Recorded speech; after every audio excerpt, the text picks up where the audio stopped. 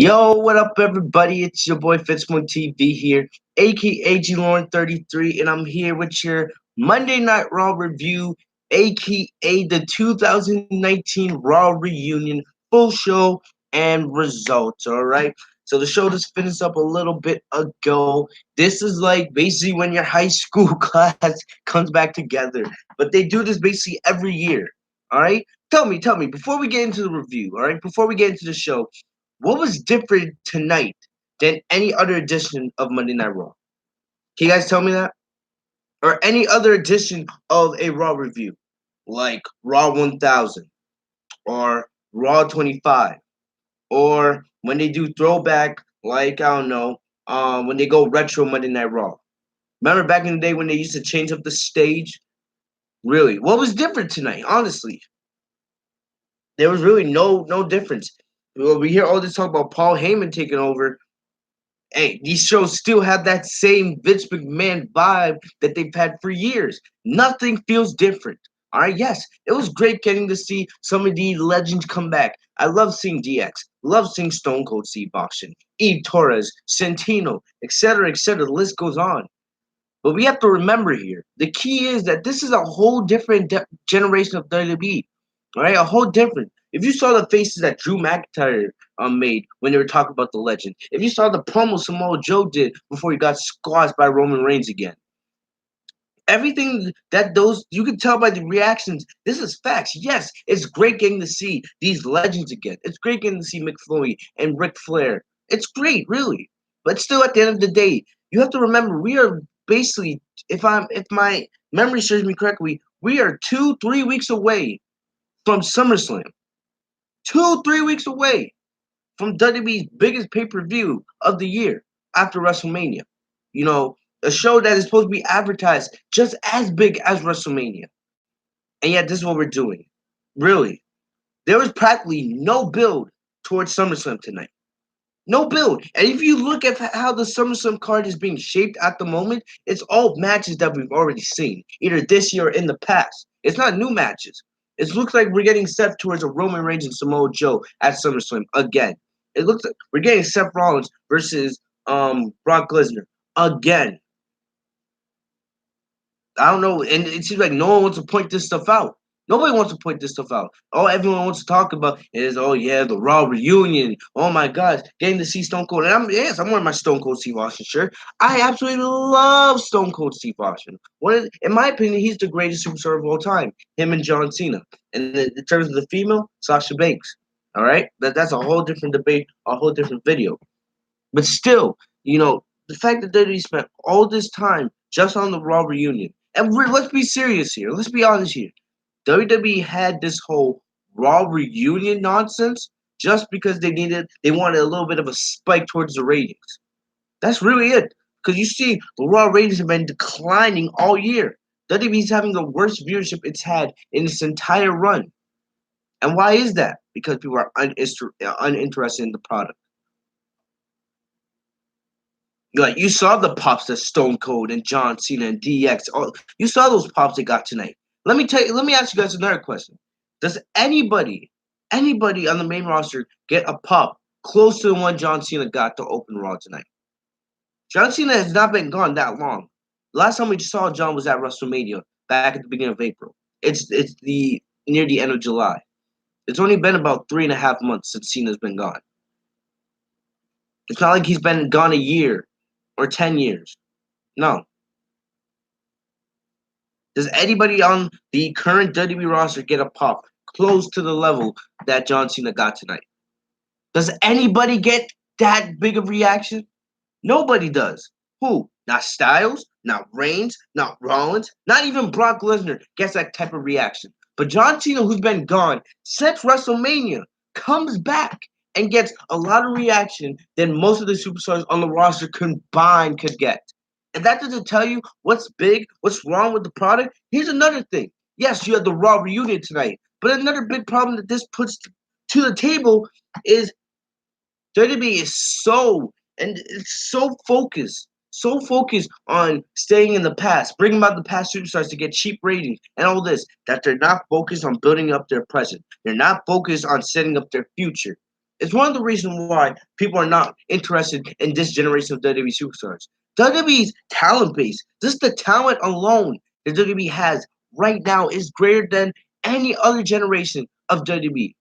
WWE has more talent than it probably will ever have in the history of the company. But yet, half the company is sitting in catering every night. Half the company is not being booked on television. Half the company is just sitting there in the behind the scenes, just waiting for their name to be called, and Vince McMahon refuses to lose them. While NXT is way better at what they do.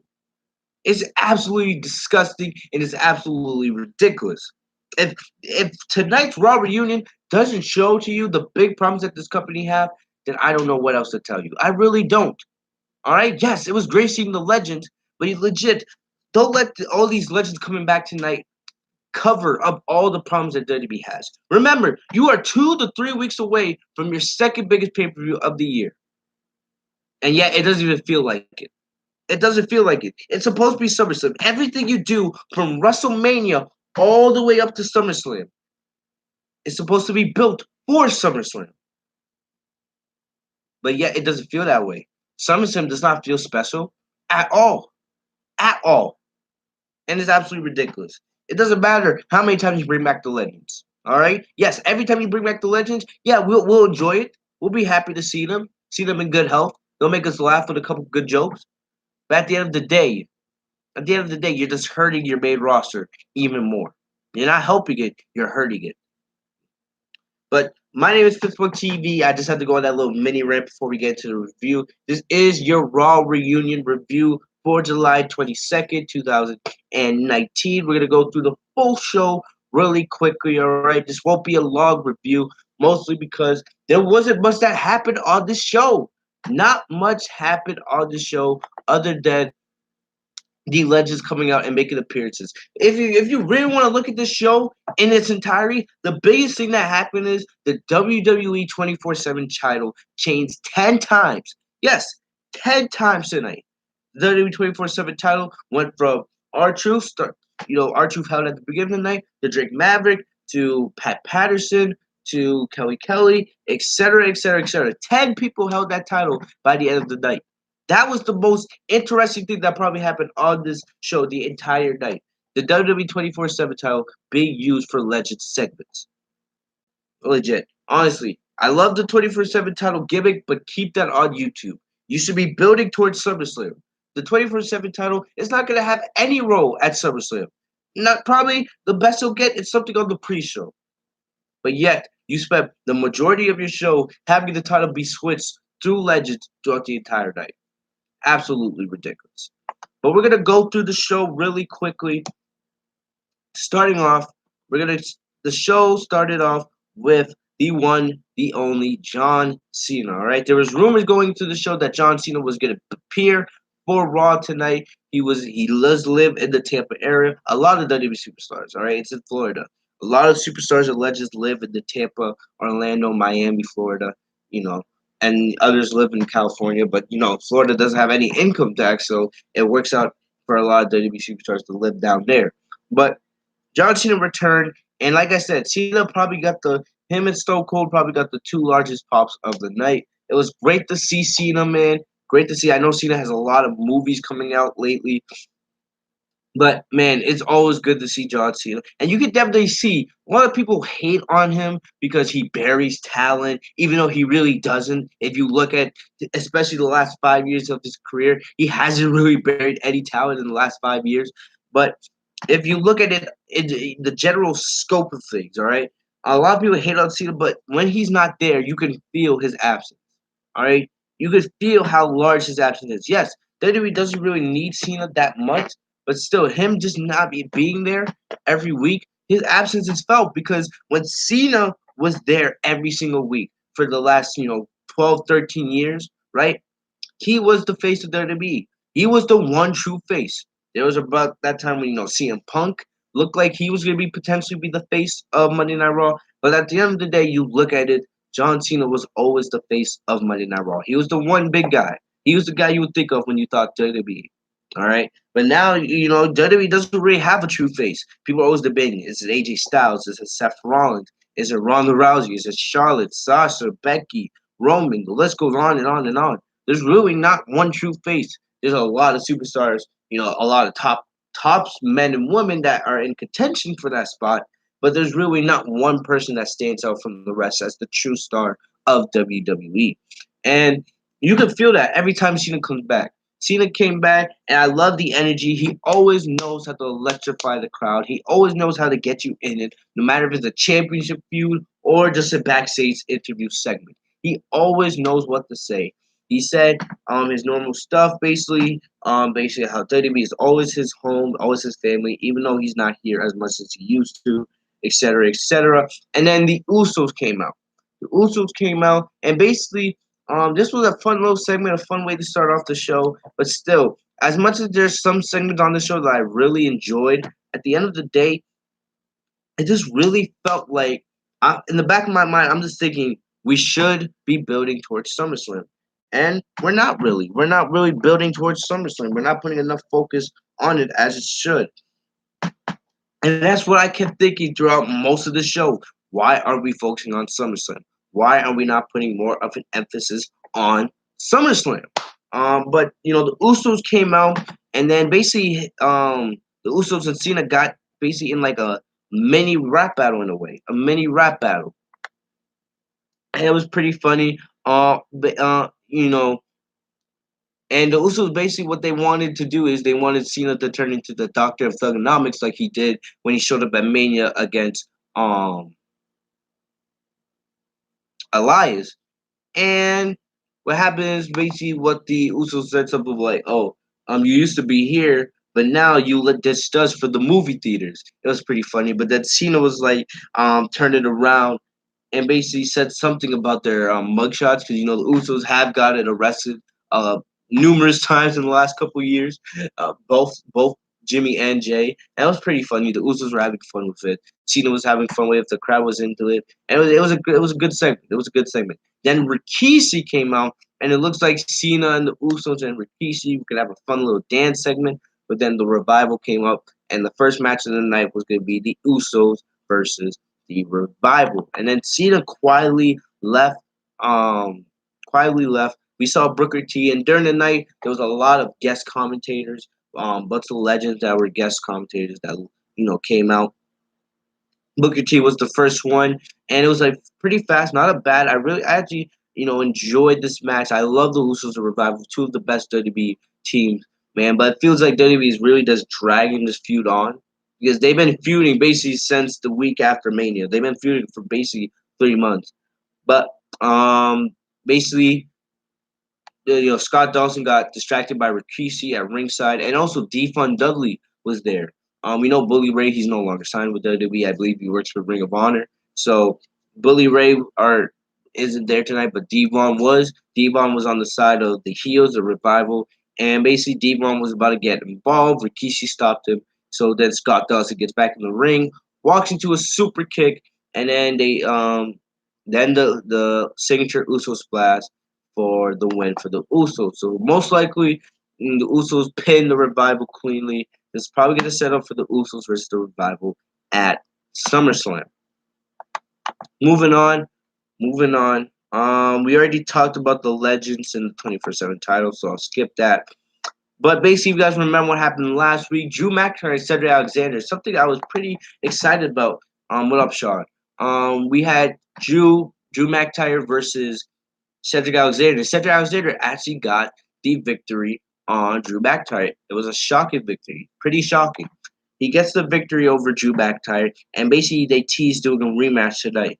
Well, the rematch never got started because before the belt could even ring, Cedric Alexander comes out and Drew McIntyre attacked him brutally, then slammed Cedric Alexander on the entrance ramp, beat him down, and hit him with a reverse Alabama slam onto the ring apron.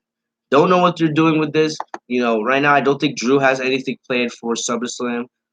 So maybe they're gonna do something. Maybe on the pre-show we'll see Drew versus Cedric. I don't know. They're definitely gonna do a rematch eventually. Probably Drew's gonna get his win back. Maybe next week we'll have to wait and see. But there was a funny thing. Drew McIntyre was walking backstage, and you saw like Elisa Fox say Tito. I was like, Elisa Fox is considered a legend. Like I was like, huh? Elisa Fox a legend? Because I thought Elisa Fox was still signed to the main roster, but she was being advertised on the Raw reunion poster and everything. I was like, what's going on? Well, I was like, what's going on here? I have no idea. But but then they did that whole thing, and Drew McIntyre was walking by. He was just legend, shaking my hand. And that's basically what I was thinking the entire night. Like, really, we should be booking towards SummerSlam, but we're not. We're spending a whole show on your road to SummerSlam on legends. I don't know. I don't know. But next up, we had the Viking Raiders versus Kurt Hawkins and Zack Ryder. I didn't care about this. This is like a bathroom break for me. Even though I heard it was an okay TV match, don't care. Viking Raiders defeated them. Hopefully this means that the Viking Raiders are done, facing local talent, and they're actually going to build them up for potentially a Raw Tag Team Championship run. We'll have to wait and see about that. Moving on next.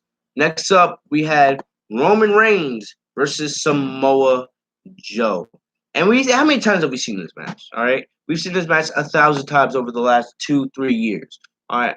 And it gets a little bit tiring to see these two go at it. Even though these two have had really good matches with each other, they have good chemistry in the ring. But really. Samoa Joe ran down the Raw reunion as a nostalgia trip.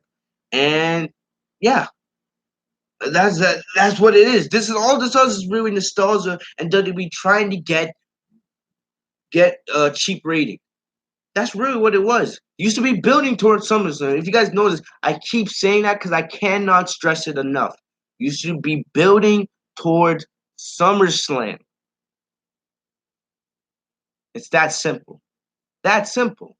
All right, but Samoa Joe ran down the Raw reunion as a nostalgia trip, and he talked about the opening segment when he insulted Rikishi and the Usos. I still want to see a John Cena Samoa Joe match at SummerSlam or Mania. I would have. I honestly, this right now the SummerSlam card looks absolute. It looks like absolute garbage. So I would not mind. I think Cena is right now working on like the Suicide Squad sequel, but I would not mind. I would not mind seeing Cena versus Samoa Joe. Really. Honestly, the SummerSlam card is pure garbage. And Cena versus Mojo would probably be one of the best highlights of the entire show if they were the booking. All right, because legit, I know Cena's faced almost everybody on the main roster, but hopefully he has at least one more big run in him before he retires. Because I know Cena has been talking about retirement. Hopefully Cena has one more run because there are some superstars he can face. Now, with all the time he's spent gone, there are Drew McIntyre, Samoa Joe. I don't even have to run down the full entire list. You guys know what I mean. All right. But still, there are superstars Cena can face. Gargano, Finn Balor, you know, Velveteen Dream, Adam Cole. There's lots of good matches for Cena. Lots of new, fresh opponents for Cena. If he wants to do one more big major run before he retires. Next up. Next up. Next up. Back to the whole Samoa Joe thing. He insulted Rikishi, insulted the Usos and Roman Reigns Code because, yeah, the whole Samoa bloodline crap. Um, they had this whole thing going on, and basically, Reigns and Joe, they're throwing bombs at each other. They're talking about each other, and basically, they started fighting. Of course, how many times have we seen that? Roman throws a Superman punch. All right, and then Samoa Joe is sitting on the outside of the ring. So then Joe's ready to retreat, and Reigns calls him a coward. Then they had an actual match, and basically this whole promo segment, them teasing Brawley was just to get them to commercial because WWE doesn't want to do any fighting during the commercial. And then when they came back, they did the match, and Roman was in the Coquina clutch, escaped that, landed the spear, 1-2. 2, 3. So still, they said something about Roman Reigns making some kind of SummerSlam announcement tonight. I still have no idea what Reigns is gonna do at SummerSlam. He'll be on the show. I'm trying to think, what they could potentially do with him. But honestly, there's not much. There's really not much. Reigns is starting to become like Cena, and I'm not comparing Reigns to Cena because Cena is much greater than Reigns will ever be. But Reigns has faced mostly everyone on the main roster. All right, he's basically beaten most of the people on the main roster. So you're starting to run out of fresh feuds for Reigns. Just saying. All right, if you turn Reigns heel, that changes everything. If you were to turn Roman Reigns heel, you would have a whole crop of opponents for Reigns. Because Reigns is think about it is when Reigns has been babyface now for 5 years. The Shield broke up in 2014. He's been babyface for 5 years. He's faced everybody as a babyface. You turn him heel, then you'll have a whole new crop of fresh feuds for Reigns. A whole new crop. But if WWE keeps her as a big face, you're gonna end up just running out of opponents. And then you get a situation it's like you're doing Reigns versus Samoa Joe for the 1,000th time, and people don't want to see it because they've been seeing that for years. Like, come on. Next up, all right, Miz TV. All right, I'm gonna be honest with you. I like the Miz, but he's getting very, very stale as a babyface. All right. Ever since his feud with Shane McMahon ended, all we see the Miz doing, and he did that. I remember, you guys remember when the Miz was a babyface back in 2013, he did the same thing. Mostly what the Miz does every single week, he's just being ridiculed to doing Miz TV segments. All right? Like, let's be serious. What was the last actual feud Miz was in? He hasn't been in a legit feud since he ended his feud with Shane McMahon. Yeah. I don't know. Yeah. Luckily, I'm here to tell you guys these things. But his guest was Seth Rollins. And basically, Miz invited Seth Rollins to Miz TV to talk about Brock Lesnar. Honestly, I'm getting so sick and tired of Seth Rollins. All right, yes, he's great in the ring, but on the mic, it's the same crap every single week. All right, it's just generic. Seth Rollins on the mic, it's just generic. Every once in a while, he has a good promo, but legit, he's not terrible on the mic. He's just generic and stale. He does the same old stick every single time. All right, legit. I saw JD from NY post on Twitter talk about tonight's show. He was like, Seth Rollins' promos most of the time are like James Ellis. Basically, what Seth said is, Brock Lesnar is a man, and a man can be beaten. Like, why would you say that? You've already defeated Lesnar. You defeated him at Mania.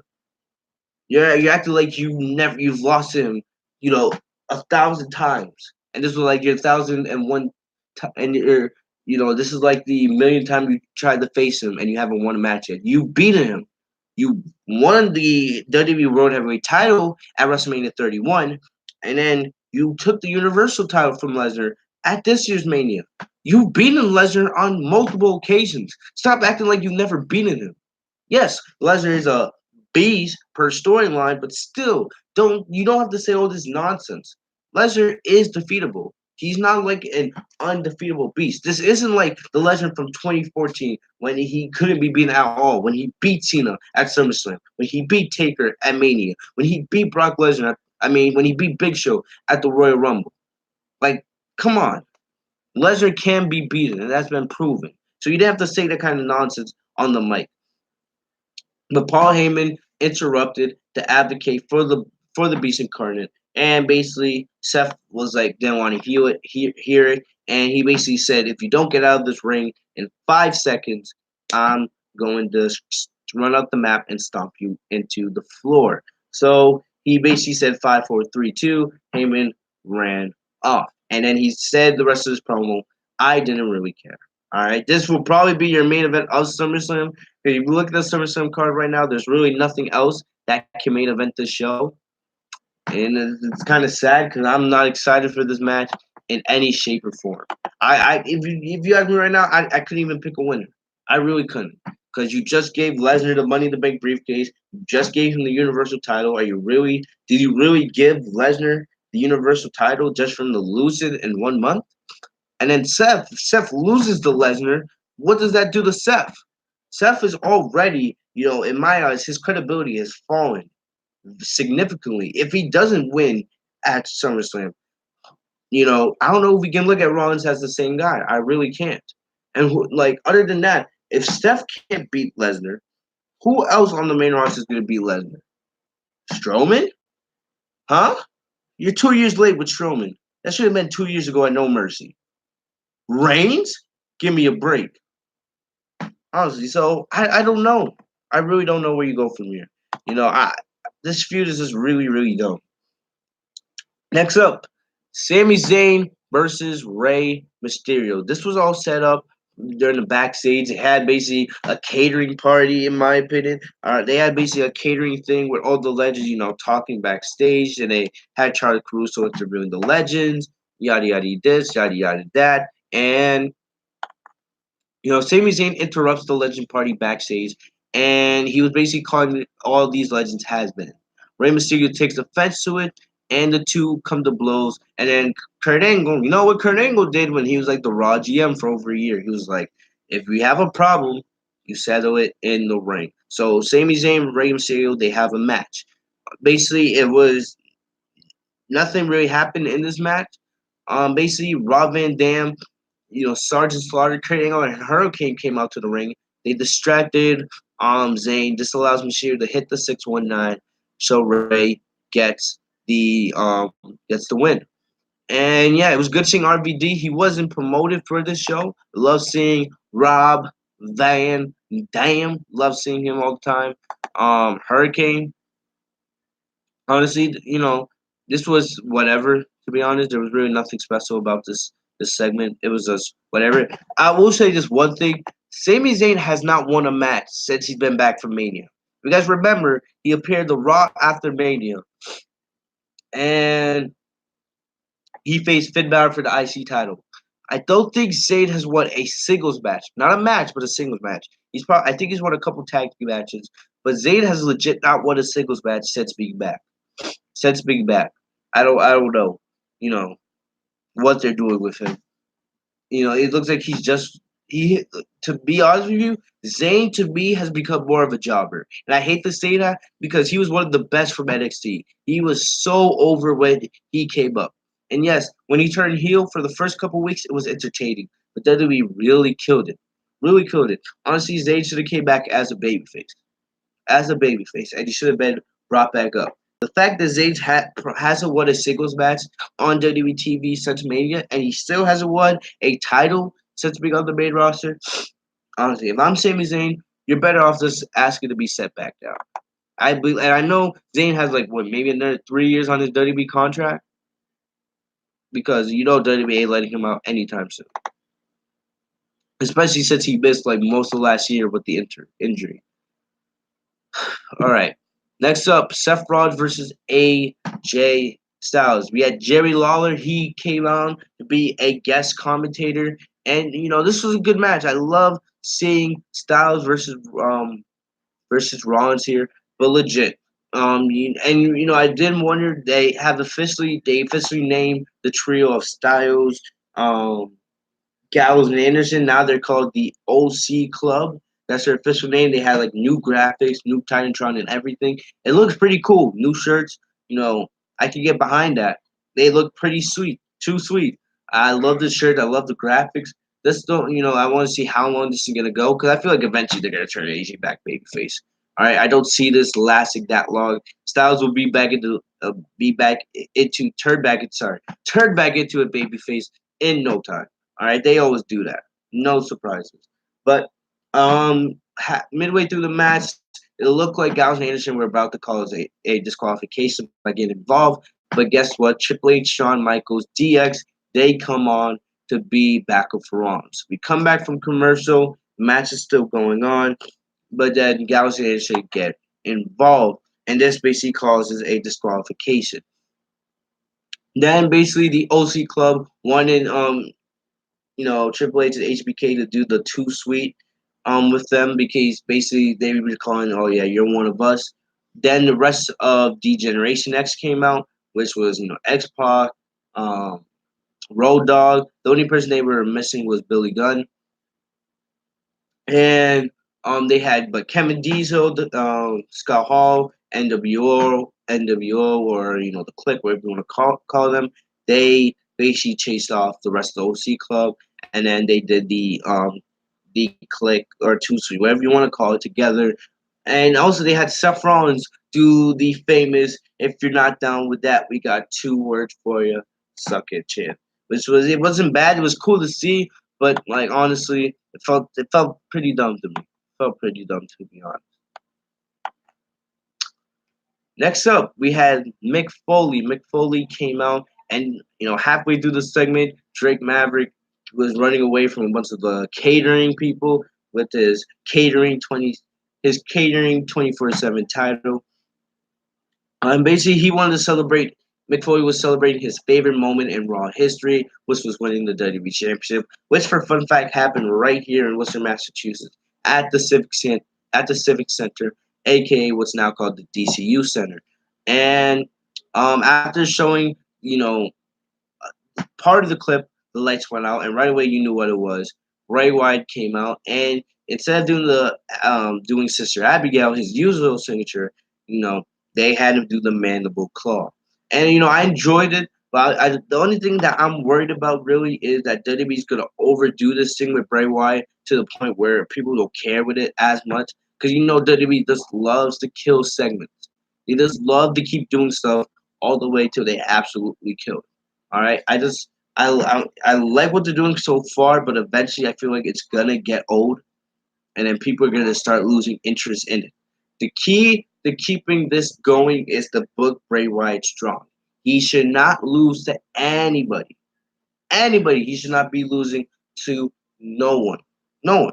Because if he does start losing to people, then this whole gimmick's gonna fail, and it's gonna turn into a bunch of nonsense. So there's no reason why he should be losing to anybody right now. All right. But I did enjoy him doing the mammal call Foley, hearing Foley, this crying pain. I actually enjoyed it. All right. And I believe they're doing Wyatt versus Balor at SummerSlam, if I'm correct. So, even though Wyatt should win, no question, Wyatt should win at SummerSlam, at least build up Finn Balor, build up the demon a little bit so it looks like Balor actually has a chance and we can actually get invested in this match at SummerSlam. I'm not sure if it's confirmed though. Next up, we had a moment of bliss. Gosh, we had a moment of bliss between Becky Lynch and Natalya. Honestly, first of all, there was no need for Alexa Bliss in this segment. No need for Alexa Bliss in this segment at all. All right, I'm sorry. I don't know why she was out there.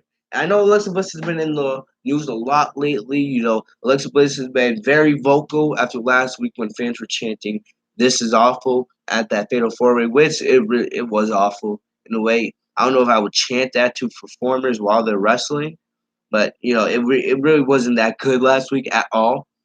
But still, Bliss has been talking with fans a lot this weekend about it, and they had this moment of bliss segment, and a lot of people are now finally opening their eyes. I've been seeing this since 2016. I'll say this, and I've said this before, and I'll say it again.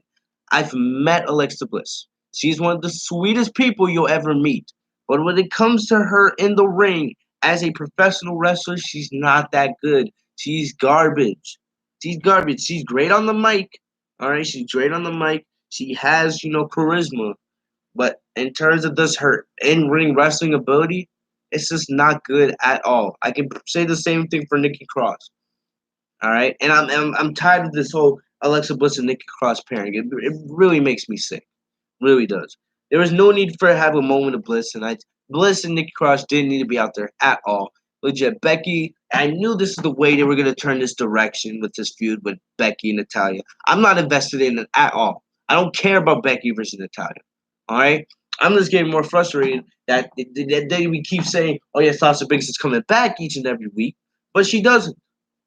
Just release the girl and let Sasha go to AEW. Honestly. But, I don't care. I knew this was the direction they were going to go with this feud. They had Natalia come out in some terrible, like, cat pink, tank top. I don't know what the hell she was wearing. But Becky basically They're saying, "Oh yeah, Becky, I took out your best friend, your buddy Ronda, and every time I hold up this Raw Women's Championship, and it shows how I defeated her at Mania, how I defeated your best friend. It's like my trophy, yada yada this, yada yada that." And Natalya's like, "I'm not Ronda, and I'm gonna beat her I'm gonna beat you at SummerSlam for you and her." Natalya, I guess Natalya's the heel in all this. I don't know. Natalya's not believable on the mic at all.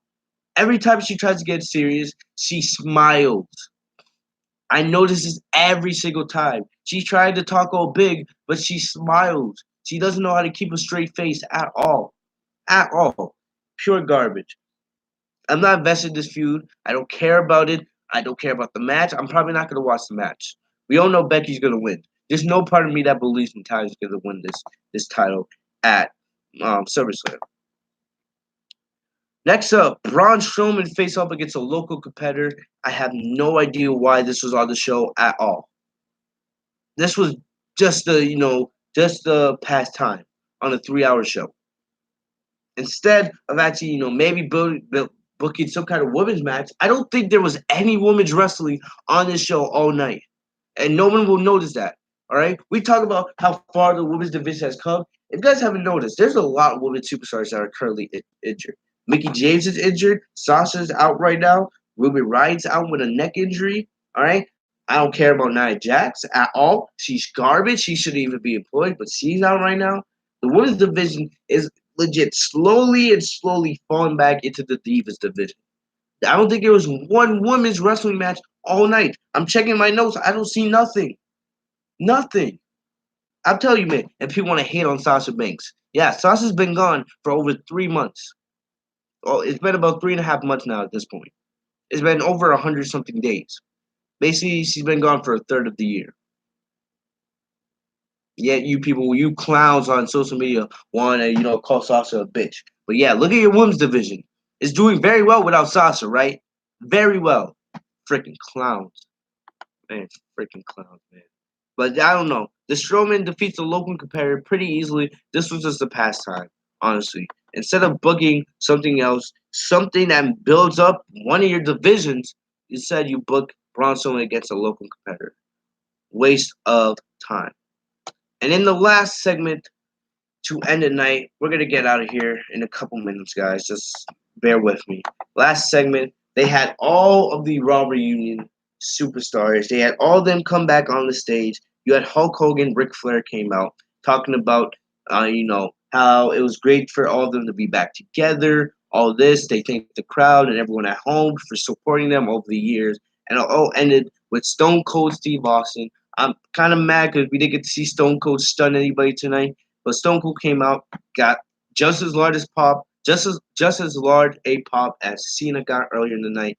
And he comes out, he celebrates, and basically, he's passing out beers. And I love Stone Cold on the mic. Anybody that tries to say Stone Cold one of the greatest on the mic of all time, everyone's drinking beers. That's basically how the show ended. And as great a moment as that was, I'm still thinking, how much was SummerSlam built towards tonight? But no one's gonna mention that, right? Everyone's gonna mention, oh yeah, the Raw reunion, how great it was. And yes, as much as I love seeing my boy Stone Cold come back, love Stone Cold, but still, what did this show do tonight towards SummerSlam?